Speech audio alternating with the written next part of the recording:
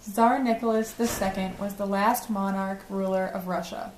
He led Russia into World War I because of the Franco-Russian alliance, created and signed by his father.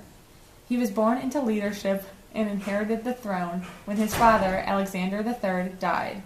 His wife, Alexandra, was of German origin, which caused problems between the countries. He was such a devoted family man that his journal entries, which were meant to log official state affairs, focused on the everyday goings of his wife and kids. The main objective of Nicholas II's foreign policy was to maintain the status quo in Europe rather than conquer new territory. He appointed himself commander-in-chief of the army. While doing this, Alexandra ran the government for some time, so suspicion spread that she might have deliberately sabotaged Russia. On March 1917, he abdicated the throne and was murdered, along with his family, on July 17, 1918, by Bolsheviks under Vladimir Lenin.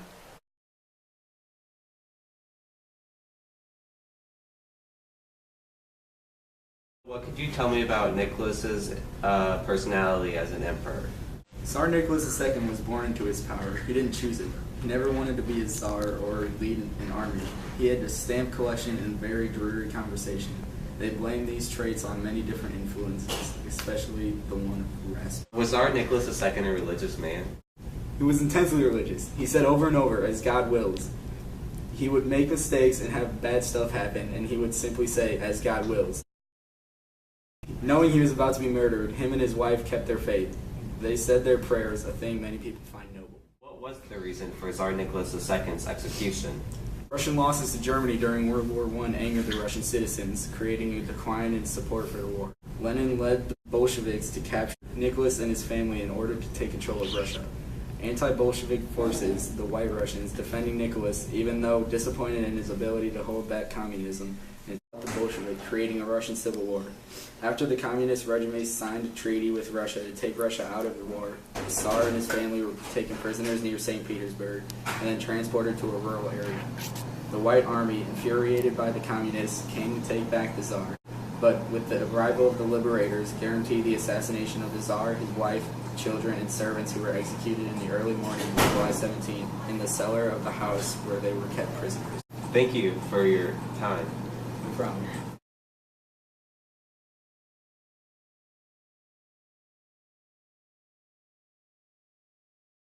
His wife, wait, isn't it Nicholas III?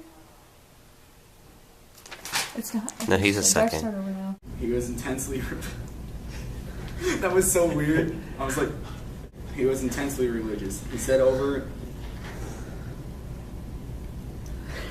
I don't like this. I don't like this at all. This last one's gonna be awful. It's so long. His final chamber. Knowing he was about to be murdered... I had to restart. Lenin led the Bolsheviks to capture Nicholas and fought the Bolsheviks, creating a Russian civil. Anti-Bolshevik. Oh my God! What is your most fun fact about Tsar Nicholas II? That he. Stop. I don't even know who that is.